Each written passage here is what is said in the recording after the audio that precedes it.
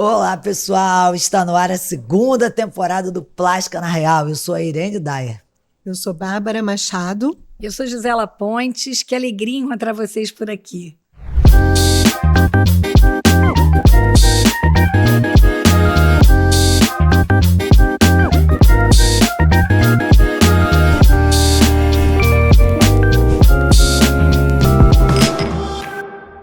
Esse vídeo tem o apoio da Silimed, a maior fabricante de implantes de silicone da América Latina e líder em vendas no mercado brasileiro. Então, estamos de volta. Bem, então aconteceu muita coisa, tanto no mundo da cirurgia plástica quanto no nosso programa, né, gente? Nossa, então, esse ano, né, foi muita coisa que aconteceu nesse mundo da estética, né, Irene e Gisela? Bom, tivemos várias mudanças em legislação, mudanças até nos nossos episódios, né? Evolução da cirurgia plástica, evolução da medicina e várias novidades para vocês. Né? eu já achei legal que os nossos episódios eles foram bem distribuídos em várias áreas da medicina, em vários assuntos de interesse do público. Por isso a gente quer muito que vocês mandem os temas que vocês querem que a gente continue desenvolvendo. Mas a gente falou muita coisa legal, né, Bárbara? Vamos relembrar aí? Vamos dar uma relembrada, sim. Olha, teve tema que foi ligado a emagrecimento, dieta, anestesia, tudo isso para diminuir tanto o medo quanto para o paciente chegar mais preparado, né, para a cirurgia. Vou lembrar aqui no geral, para depois vocês tecerem comentários daquilo que vocês acharam. Teve temas polêmicos, como a remodelagem costal, né, que hoje depois a gente vai conversar melhor sobre isso, a Mila, né, que é uma técnica mais avançada, Lipo HD, mas o tema que deu mais impacto, Deep Plane, que foram que os pacientes mais interagiram. Não só os colegas, mas a gente viu que o público em geral tinha muita dúvida.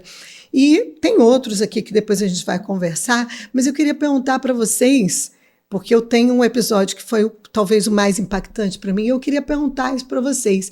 Gisela, qual o tema que você acha que foi assim, ou que te marcou, ou que de alguma forma ficou na tua lembrança? Bom, tem dois tipos de lembrança, né? Quer dizer, uma que eu gostei de participar foi o do Deep Plane também, quer dizer, juntamente com os seguidores, eu também gostei muito do episódio.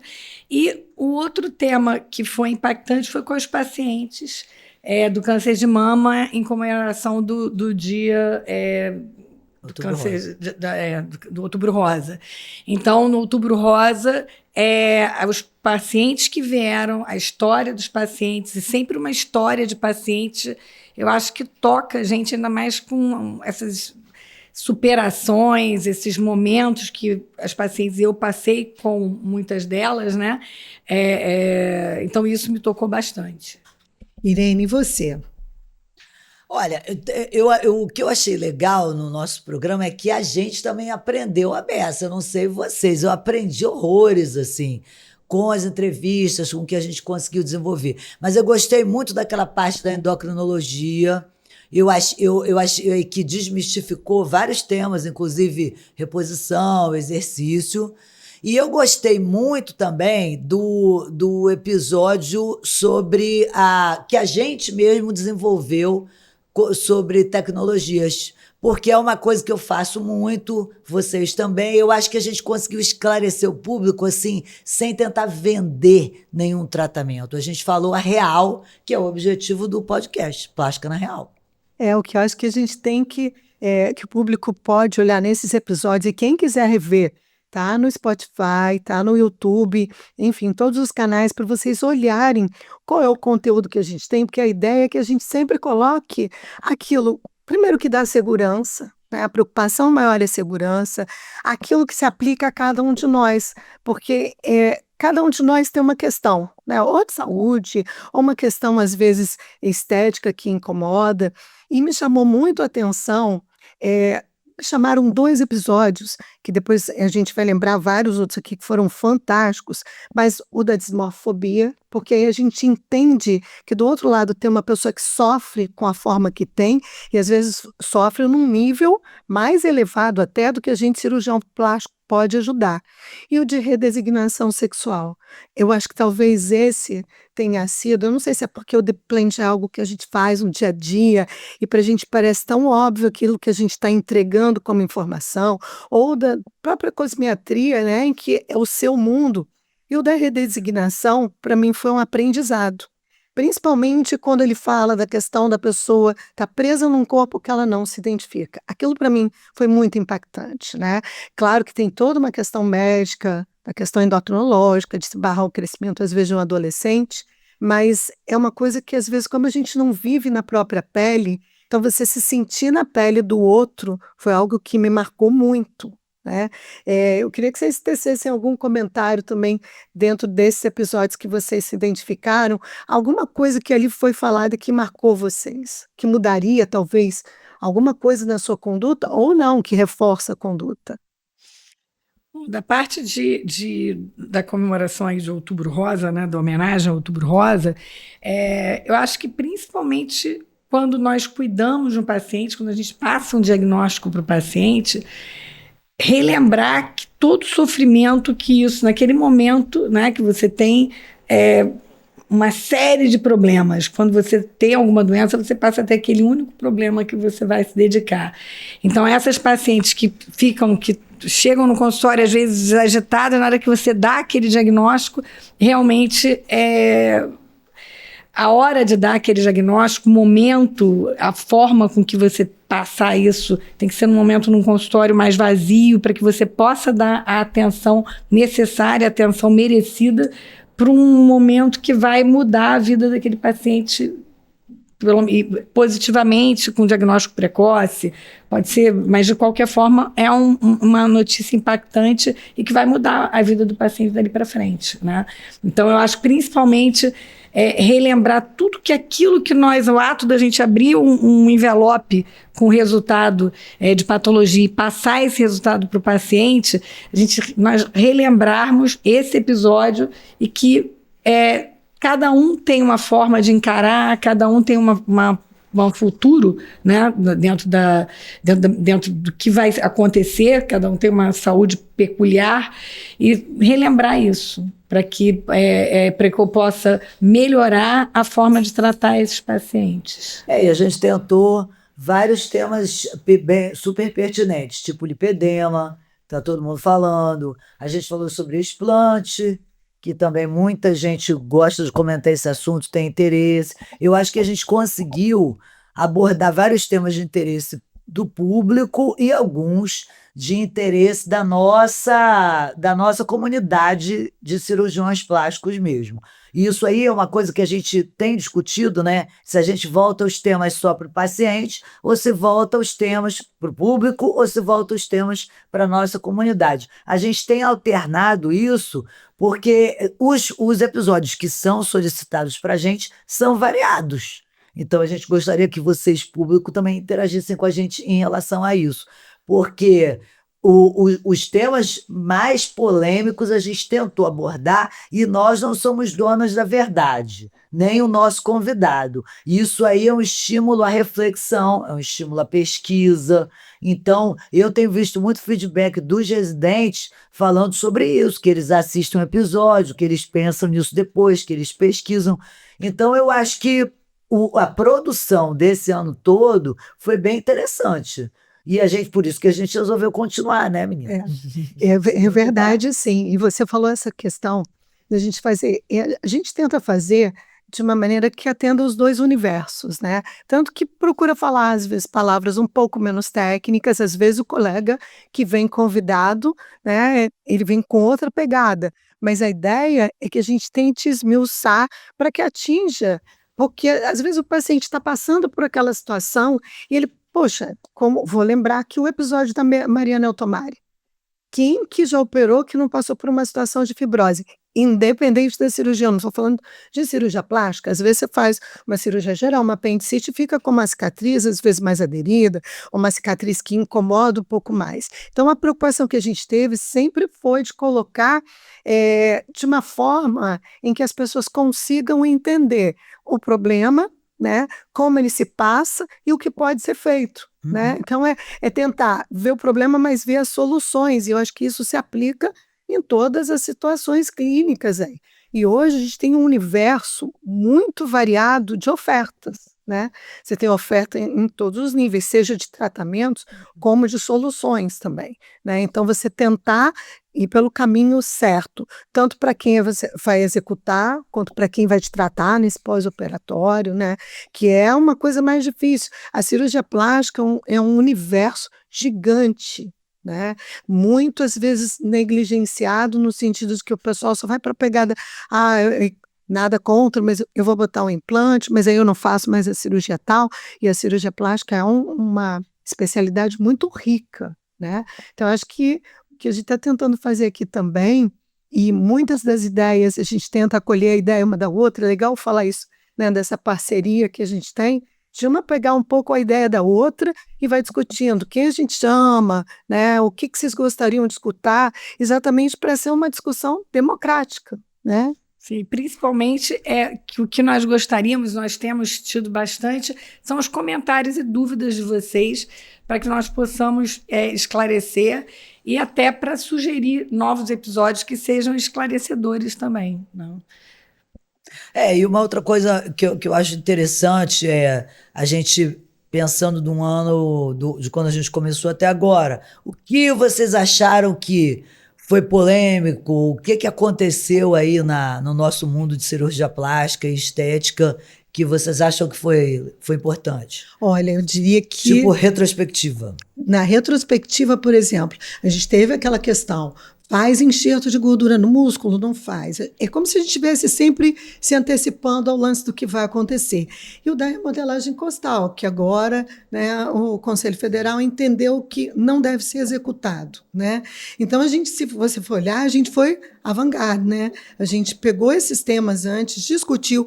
Não que a gente seja a favor das decisões, isso fique claro, né? A gente não está julgando aqui a decisão. O Conselho Federal de Medicina tem a sua autoridade para fazer isso, e é uma questão de tempo para que se esclareça a eficiência. Então, eu estou citando aqui da remodelagem costal, o enxerto de gordura, até se não me engano, já foi, né, liberado. Para determinados lugares, para o glúteo ainda não. Acho que não vai ser, porque isso foi uma determinação mundial, né? Não foi só nacional, que não se pode injetar gordura no glúteo pelos riscos que isso oferece, mas a injeção muscular em outras áreas, ela está liberada. Tá. Mas a injeção glútea de gordura no subcutâneo continua autorizada. A injeção de gordura no subcutâneo continua autorizada, mas só... É até isso que nós falamos no episódio, mas é curioso que eu estava até vendo um seriado na televisão da Netflix e que chegava um paciente, tudo fez o BBL, né? Quer dizer, que eles se referem como a técnica cirúrgica como se fosse uma técnica do Brasil. E, na verdade, apesar dos americanos, mais americano mesmo que fala dessa forma, isso não foi criado aqui. E nem da forma que acabou dando problema e que as pessoas deixaram de permitir a injeção de gordura intramuscular para o glúteo, porque são volumes muito elevados, isso nós não fazíamos aqui, e acabou realmente dando problema numa área de risco. Não vamos entrar nesse mérito, mas o BBL, quer dizer, o Brazilian Butt Lift, né? E que eles colocam uma injeção 1.500 ml de gordura no glúteo, que passou a dar problema. Isso, o nome que leva o nome brasileiro de uma coisa negativa. E que não foi feito aqui. Essa técnica não é nossa e acabou sendo atribuída para o brasileiro, né? E a gente participou de congressos internacionais, vocês fizeram palestras internacionais, você ficou com alguns cirurgiões lá fora, você também. Então, o que vocês têm a falar sobre isso? Assim? O que vocês absorveram? Vocês viram muita novidade nos nossos meetings, nos nossos eventos? Olha, essa pergunta eu acho excelente, Irene, porque às vezes a gente tende a denegrir a imagem do Brasil. E se tem uma coisa que o Brasil, eu acho, ponta em todos os níveis, desde o material que a gente trabalha até o nível de qualidade técnica para entrega para o paciente. Acho que a cirurgia plástica brasileira, sendo franca, e não há falsa modéstia aqui, é uma questão de aprendizado, uma questão de dedicação, né? Vem desde o professor Pitangui, professor Ronaldo Pontes, que fizeram gerações de cirurgiões muito bem preparados, o INCA, que prepara de uma maneira maravilhosa. E o que eu percebi é que existe um discreto movimento de volta para alguma coisa da reparadora.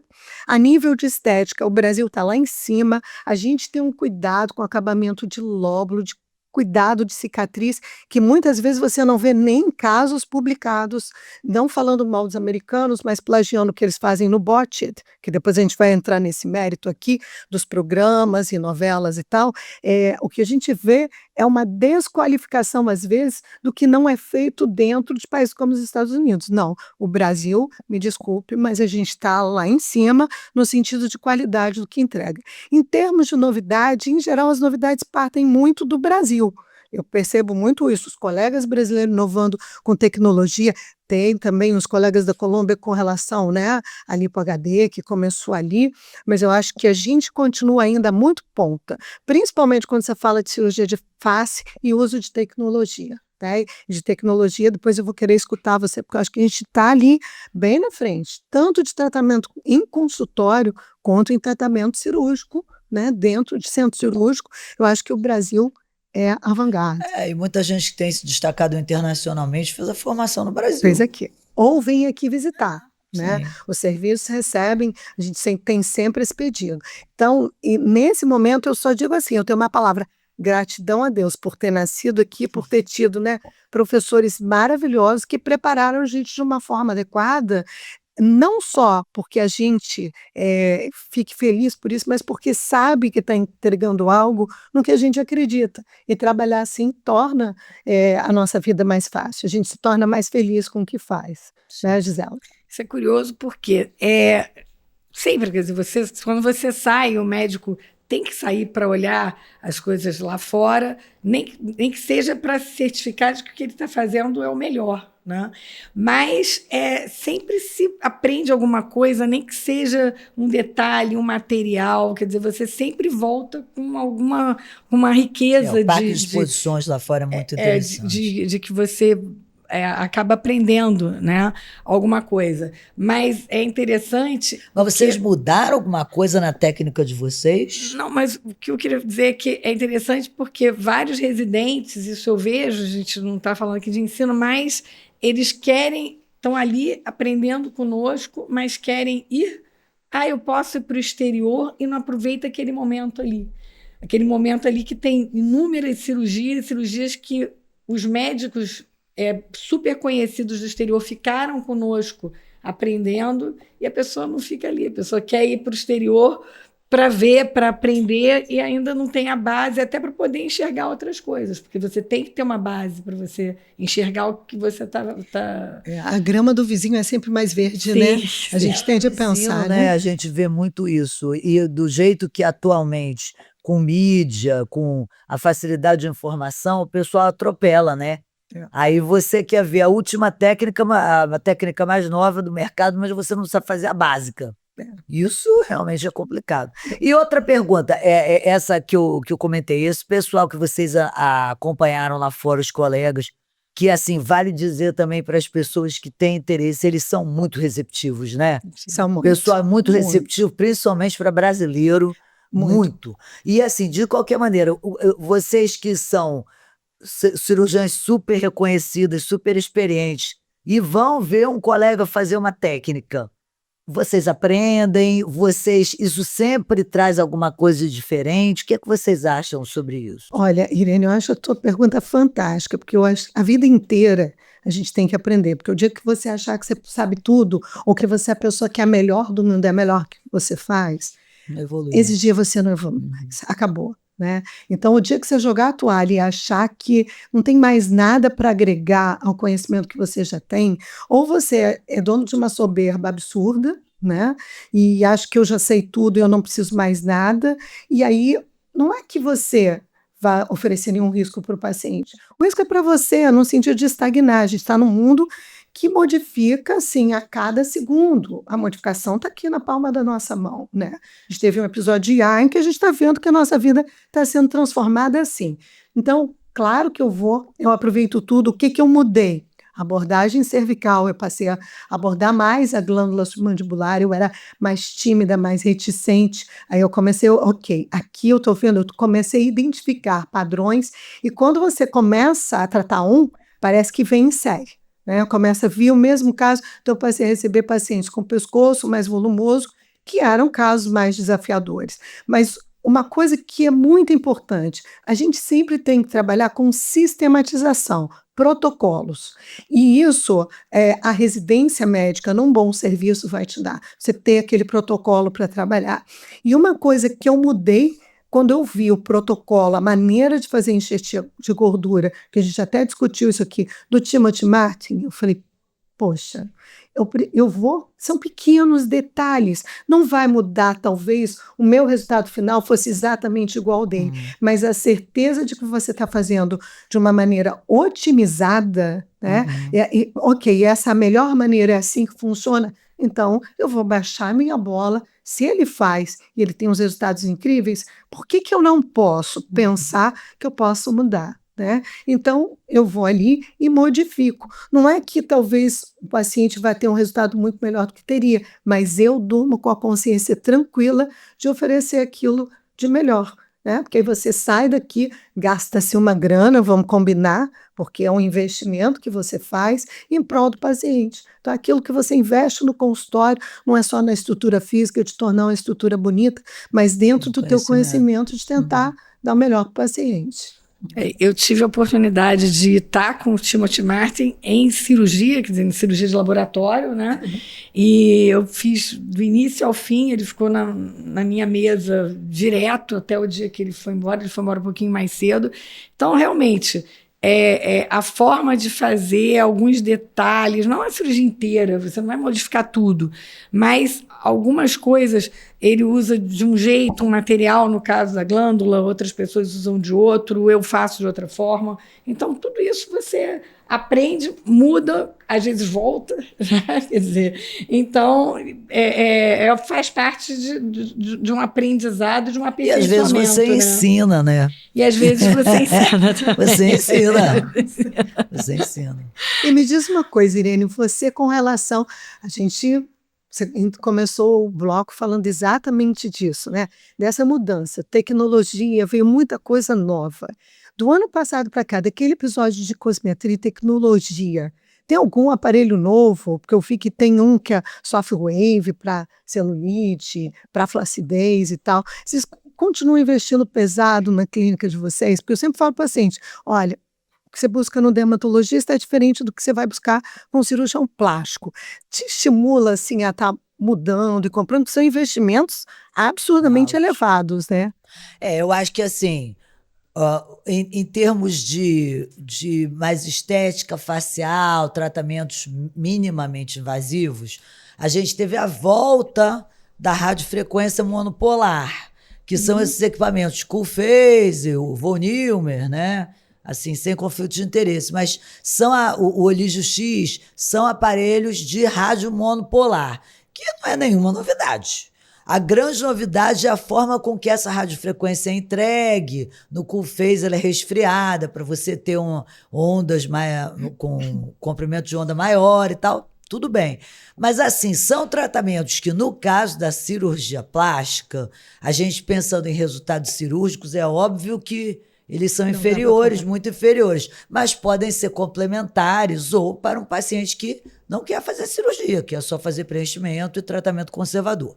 Esses aparelhos eles chamaram atenção, e uma coisa que chamou muito atenção, a Gisela vai concordar e vai comentar também, foi a mudança da plataforma de radiofrequência bipolar, que era conhecida como Imode, virou o Ignite RF, que a plataforma está totalmente modificada com a chegada de uma ponteira nova, que é a ponteira Quantum, que é uma ponteira em forma de vareta parecida com as ponteiras de plasma, de argônio ou de hélio, mas ela é radiofrequência. Ele coloca por dentro, passa por dentro. É igual tipo a ponteira. Tight, A ponteira antiga, ela tinha aquela pinça, né, que Isso. fazia acionar. Essa não, é uma ponteira reta, como se fosse, como são as ponteiras do plasma. E continua, digamos assim, uma tecnologia segura. Como é que está funcionando Muito a questão? segura, muito segura, né? E aparentemente muito mais potente na entrega da radiofrequência, de uma forma mais rápida e mais intensa. Mas, assim, por tudo que a gente viu, parece bastante segura, né, Gisela? Assim, isso tudo tem que passar, mais uma vez, por uma curva de aprendizado.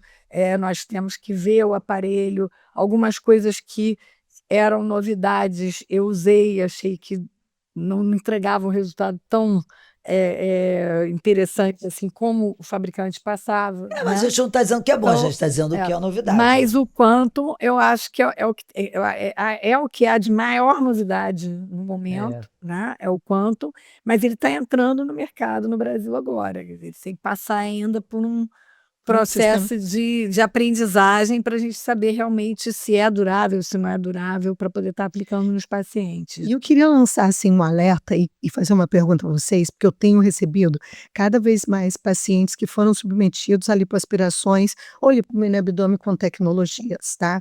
Alguns desses pacientes com resultados fantásticos, de melhora de flacidez de pele, realmente, retração, mas outros pacientes com complicações.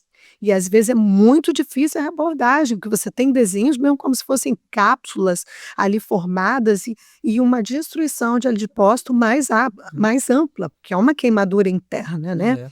E eu sempre alerto o paciente que quer tecnologia, eu falo, olha, pode ter uma queimadura de pele, como pode ter uma queimadura, uma redução interna que vai dificultar a nossa própria reintervenção. Então, assim, a minha sensação é que a gente está piorando para a gente mesmo uma reintervenção futura, porque eu estou pegando pacientes que eu tenho que pegar o laser que faz a laser lipólise, né, que faz a lipólise da gordura, para poder reabordar pacientes que foram submetidos. Eu não vou citar aqui nome de aparelho, e muito menos nome de colegas de muito bom padrão e que estão passando por essa realidade. Eu tendo a ser um pouco mais conservadora por este receio. Eu não estou falando da técnica de melhora de qualidade de pele para flacidez, tipo digamos, vamos citar aqui o Morpheus, né, que agora vem essa tecnologia nova da ponteira Quantum, que vai passando. A ponteira do Morpheus vai ser diferente também, porque elas são ponteiras 3D, que eles já tinham lançado, mas agora as duas ponteiras vão fazer aquele modo de 2 entregas. Então a máquina está bem diferente. E a própria ponteira Tight, ela é turbo. Tem uma diferente que vai entregar mais rápido também. Então a máquina está bem diferente. Agora, uma outra coisa que eu acho interessante, assim, em relação à tecnologia, até ali para o HD mesmo, sem tecnologia, só com vibro, né? Também está chegando vibro diferente aí no mercado. Mas eu acho que até a reversão de uma HD é muito difícil. Não sei se vocês já tentaram. Eu já reverti as minhas próprias HDs, 2 casos, foi bem difícil. Mas eu acho que é uma curva, né? A gente vai... Agora, deixa eu te perguntar uma coisa para vocês que investem em aparelhos caros, né?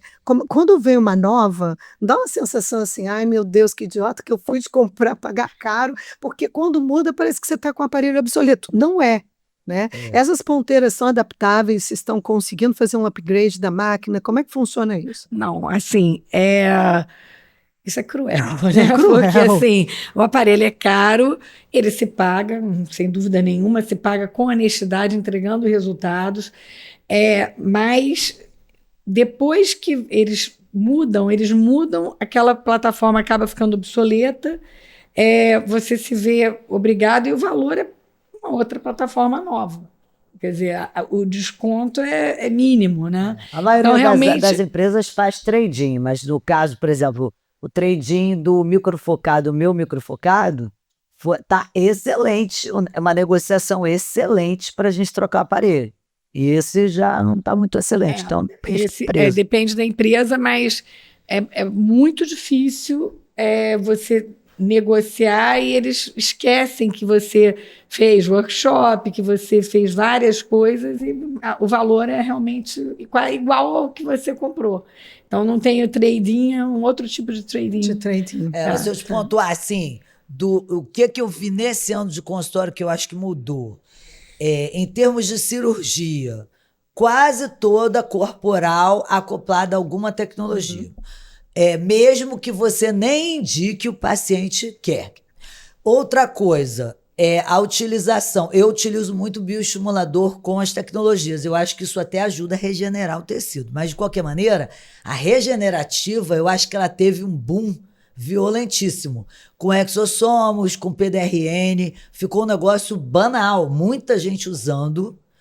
E também, na minha clínica, eu acho que ajudou muito, auxiliou muito a tecnologia do ultrassom portátil para identificação de vários problemas. Desde seromas, até você diferenciar o seroma de uma paniculite, você localizar os preenchedores permanentes ou não. Ah, tá, eu quero mapear. Ótimo, você vai mapear, mas você sabe na hora ali, você já identifica, já viu como o seu paciente está evoluindo. E eu acho que, assim, essa realidade de você estar com o ultrassom portátil ali, você já está evoluindo no diagnóstico de complicações, ou até para mostrar para o paciente uma diastase, você consegue mostrar no ultrassom. Então, eu acho que esse incremento da tecnologia, até também na manipulação de imagens, né? Os simuladores estão muito mais fáceis de serem utilizados. Então, o que eu penso em relação a isso? O consultório tecnológico, ele não vai te fazer um melhor médico, mas ele vai auxiliar a facilidade do diagnóstico e a compreensão do paciente que você está totalmente voltado para dar o melhor serviço, entregar o melhor resultado para ele. Então, eu acho que nesse ano não vi surgir assim um D-Plane, uma HD, não surgiu nada disso. Isso já vem. Mas a diferença de você entregar cada vez mais sofisticação, eu acho que é uma coisa que não tem volta. A gente até discutiu isso no Congresso do DESC, eu dei uma palestra sobre isso. O que você vai comprar? No final eu falei, você não precisa comprar nada, você pode alugar tudo. Sim. Hoje você pode ter tudo. Mas assim, o que você precisa primeiro é ser um bom cirurgião. Até porque todas essas tecnologias dependem do operador. E agora você falou de uma coisa, exossoma, PDRN. A gente, na segunda temporada, vai falar sobre questões diferentes, especialidades diferentes, né? Convidar dermatologista para falar de patologia cutânea, o tratamento com célula-tronco, exossoma e tal. E o que a gente está vendo? Que o mercado da estética, que eu odeio esse nome, mas enfim, o mercado da estética, mundialmente falando, ele explodiu, né? E com isso a gente vê essa coisa, a gente volta para aquele episódio que a gente comentou, e a gente vai trazer uma coisa nova agora, uma pergunta, que é quem pode fazer o quê? Hoje acabou de sair, né, esses dias, uma resolução sobre biólogo também podendo fazer os injetáveis. Eu não estou entrando aqui na questão, no mérito de cada conselho poder dizer o que seu profissional está habilitado. A minha preocupação é a integridade sempre do paciente, porque se você faz, você tem que ser capaz de tratar a complicação. Quando a gente vê esse boom de aparelhos chegando no mercado e de drugs deliveries, né, que a gente pode ter um drug delivery eficiente e tal, o meu receio é que a gente faz um derrame grande de potencial tratamento, mas também potencial dano, né? Porque muita gente faz a qualificação para tratar, mas não sabe, porque ninguém vai mostrar o que está de ruim ou de errado. Essa é a grande verdade, né? E então a gente entra nessa situação de estar num momento de transição em que outros profissionais entram no mercado. Não vai aqui, a gente escuta o pessoal falando, vocês são egoístas, isso é proteção de mercado. Não é isso. A nossa preocupação enquanto cirurgiões vai ser sempre a integridade do paciente e que ele tenha o melhor tratamento dentro da limitação que o caso oferecer, né? Acho que essa é uma preocupação que a gente compactua. E aí entram dois programas que a gente vai comentar, o Botched que é um programa que mostra aquelas transformações, né? E também a questão, tem uma novela, agora eu não sei se é novela, mas enfim, que tá sendo colocada exatamente sobre o mundo da cirurgia plástica, né? Em que eu gostaria que fosse focada de uma maneira melhor e mais justa com o médico que se dedica a 12 anos de formação para estar ali. Eu queria a opinião de vocês a respeito disso. Bom, do Bottas eu tive até com o Paul Nassif, eu tive nos Estados Unidos, um amor. E até nós tentamos fazer, há um tempo atrás, um trabalho semelhante. Eu cheguei até a assinar um contrato com a GNT, mas devido às legislações do Brasil, nós ficamos meio apreensivos e acabamos não levando o projeto à frente. Mas nos Estados Unidos isso é liberado, não tem problema, quer dizer, você pode fazer esse tipo de programas, e aqui tem uma limitação, né? Mas quanto a essa novela, é uma novela que parece trazer de uma forma negativa a atuação do cirurgião plástico. E a atuação do cirurgião plástico são 6 anos de medicina, 3 anos de cirurgia geral, 3 anos de cirurgia plástica e ainda alguma especialização ou super especialização de alguma área, que são os fellows que a gente recebe, né? Então, eu acho totalmente desumano isso com a nossa área, com nós cirurgiões plásticos, e que no mundo atual, a cirurgia plástica, a medicina, ela tem que ter um período de formação, um período de amadurecimento do médico. Isso não está acontecendo. E, de repente, todo mundo quer ser médico, todos querem atuar em medicina, em cirurgia plástica, sem ter passado por aquele processo de aprendizado. Então, é muito duro, não estou querendo entrar no mérito também de quem pode fazer o quê, se é biomédico, dentista e tal, mas se quer ser cirurgião plástico, se quer fazer medicina, faça medicina. Seja bem-vindo. Seja bem-vindo. Temos residência de geral, residência de plástica, mas você atuar numa área em que você não foi treinado para isso e causar os problemas que a gente tem recebido, são inúmeros problemas. A Irene, tanto na clínica privada quanto na parte pública, né? E são problemas em todas as esferas, em pacientes com alto poder aquisitivo, médio, de tudo, ou sem poder aquisitivo, quer dizer, de tudo quanto é jeito, nós estamos arrumando problema. Dificilmente você liga uma televisão, é o tempo todo programa médico, tanto na Netflix quanto agora com essa novela, e sempre com a ideia ou com o viés de denegrir o que o cirurgião plástico faz, como esse programa que eu abri, era uma paciente chegando, passando muito mal, que tinha feito esse BBL. Então, assim, sempre com algum viés de que o cirurgião plástico não está, e que outras pessoas não preparadas podem fazer, atuar nessa área. Você também tem essa sensação, Irene, de que, digamos assim, o cirurgião plástico está sempre na berlinda? Eu acho o seguinte, olha, eu tenho algumas reflexões sobre a evolução disso tudo aí. Por exemplo, eu já visitei serviços lá fora. Fora, as nurses fazem, não tem problema nenhum. Agora, a grande maioria dos locais considerados locais considerados seguros, considerados interessantes, onde os pacientes que têm consciência do que vai ser feito estão, eles são serviços onde as nurses e os outros profissionais podem fazer, porém eles estão assessorados por um médico, ou seja, o médico, ele é o responsável pelo serviço. Então, no caso de processo ético de algum erro, o médico é o responsável porque aquela pessoa ela foi treinada e ele acha que ela tem capacidade de fazer o preenchimento. Por isso que ela está lá na clínica dele fazendo. Então, isso eu acho muito diferente, porque o que eu vejo, eu posso ser um biomédico de sucesso, eu posso ser e ter resultados ótimos, eu posso ser um dentista de sucesso e fazer resultados ótimos? Posso! Claro que pode! Claro que pode. Isso, se a gente não assumir, a gente está sendo extremamente tacanha, extremamente cego. porque o cara vai ter resultado bom. O que eu acho é o seguinte, a gente tem que saber o que a gente pode causar de complicação.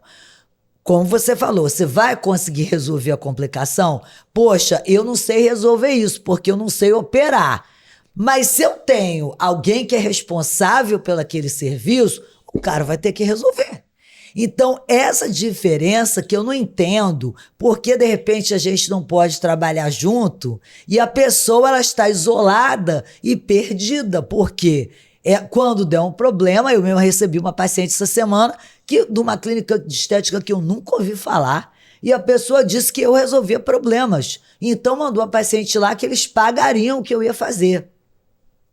Era muito mais fácil o cara ter um assistente técnico, um responsável técnico ali, que resolvesse o problema dele. Eu já trabalhei em clínica de estética que o paciente foi queimado com uma máquina e eu tive que resolver, porque eu sou a responsável técnica. Então, eu não entendo essa briga, sabe? Eu acho que, assim, é um pouco de briga muito pelo que você vai ganhar dinheiro. Todo mundo pode ganhar dinheiro, porque os tratamentos são maravilhosos e vão dar certo. Então, eu não entendo muito isso. Agora, eu acho que a gente ficar reclamando que as pessoas fazem e o cirurgião plástico não faz, foi tudo culpa nossa. Porque a cosmetria, ela sempre foi tratada como uma coisa inferior na nossa sociedade. Isso não tem dúvida. Então, assim, não faz, alguém faz. E o troço dá certo. Por isso que faz sucesso. Isso eu acho crítico. Agora, o que eu acho complicado é a gente realmente não ter mais o controle das complicações e ter que resolver. E você tem que resolver, porque você é médico, isso você jurou que você vai resolver. Então, você vai ter que continuar resolvendo. Agora, podia ser muito menos complicado se a gente assessorasse as pessoas. Entendeu? E assim, não fazendo, o cara vai ganhar o dinheiro dele, beleza. Mas a gente tem que ter alguma responsabilidade técnica sobre isso. Eu sei que o nosso conselho, ele não vai conseguir segurar isso, porque cada conselho decide o que quer fazer. Agora, quando começarem a chover os processos em cima, aí o pessoal vai ver o que a gente passa, porque a gente recebe muito processo. Então, eu acho que é um work in progress. A gente vai chegar num ponto onde o paciente vai estar mais seguro. Mas, por enquanto, eu estou achando bastante caótico. Em relação ao que você falou, do que as pessoas acham da gente, eu acho que a gente constrói muito isso. Se você começar a ver os Instagrams, você vai ver Porsches e Mercedes, não sei o quê, festas incríveis. Eu acho ótimo, eu adoro uma festa. Mas assim, é uma imagem que foi criada e não foi agora nessa novela. Ela já vem lembra do Dono do Mundo? Nip Tuck, que é um seriado americano maravilhoso que assim, debochava do cirurgião plástico. Mas cara, isso aí já vem, é meio cultural. Eu acho que as pessoas não sabem o que a gente consegue fazer em reparadora, assim, as mágicas que a gente consegue fazer. Elas ainda não entenderam. É papel da sociedade mostrar.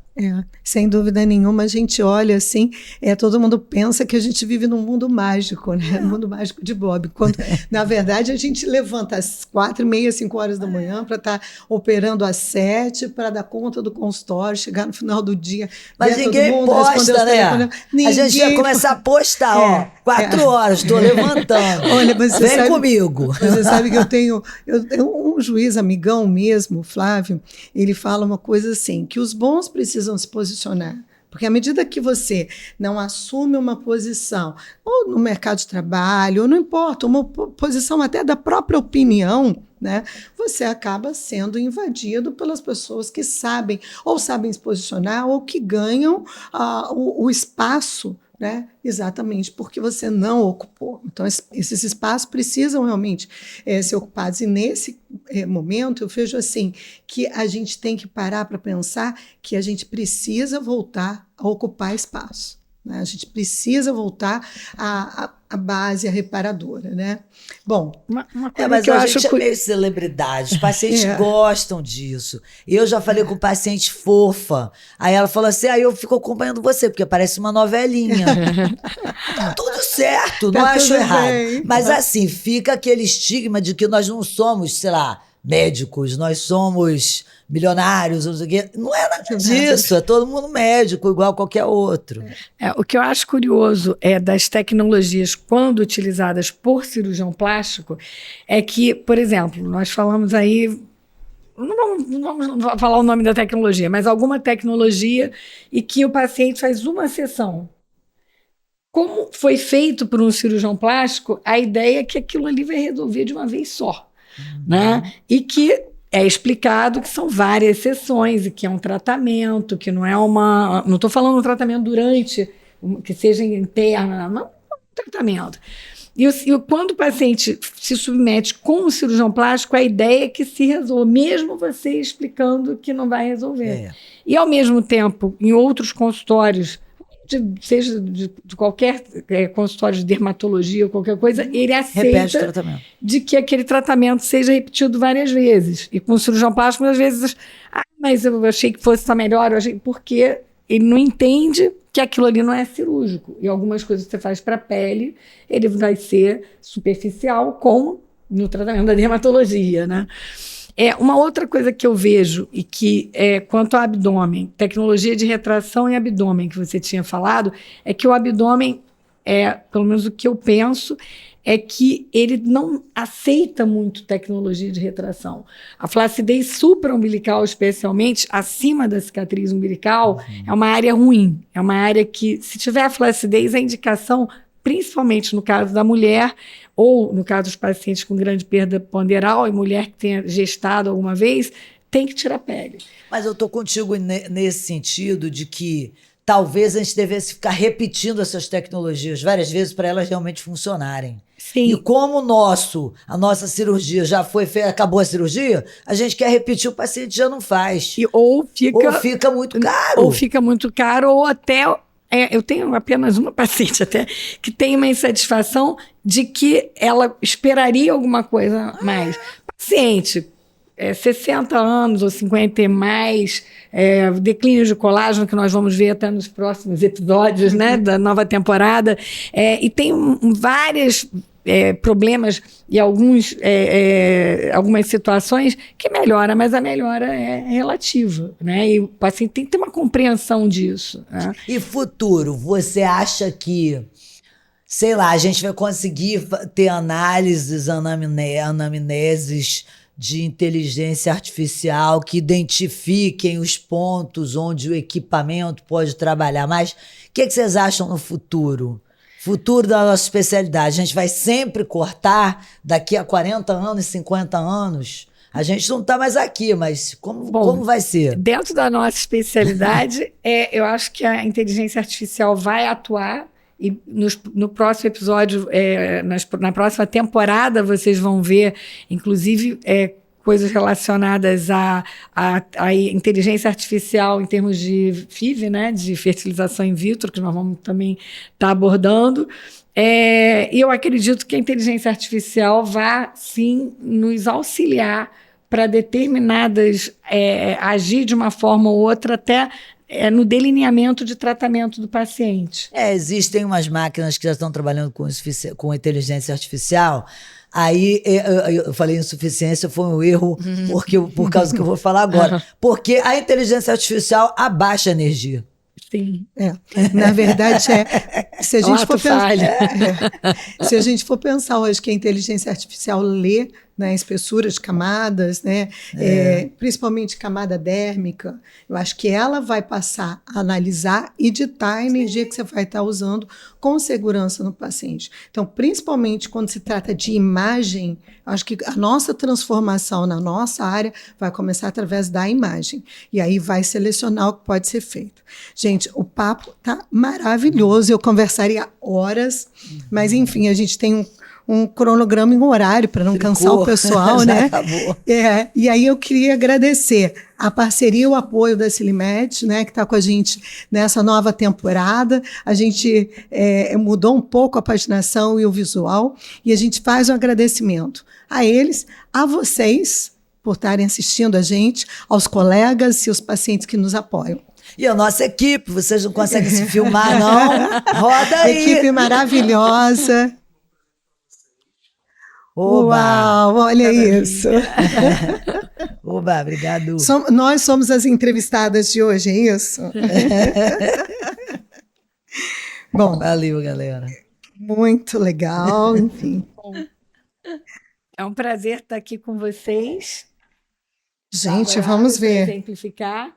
Olha, Mas que o Plástica na bacana. Real é exatamente por isso, né? Olha, um agradecimento para a gente, né, por permitir fazer parte de um projeto tão especial como Plástica na Real. Que bacana, muito bacana mesmo. Uma faz de troca, conexão e inspiração. E Isso ele é fica sobre muito isso, feliz. né, gente? A gente imaginou isso para trazer conhecimento para o público, para incitar a discussão, a reflexão dos colegas também. Sim. Então, é uma conversa multifatorial aqui. Que seja informativo, ético e que traga realmente o próprio nome, né? A Plástica na Na Real. real.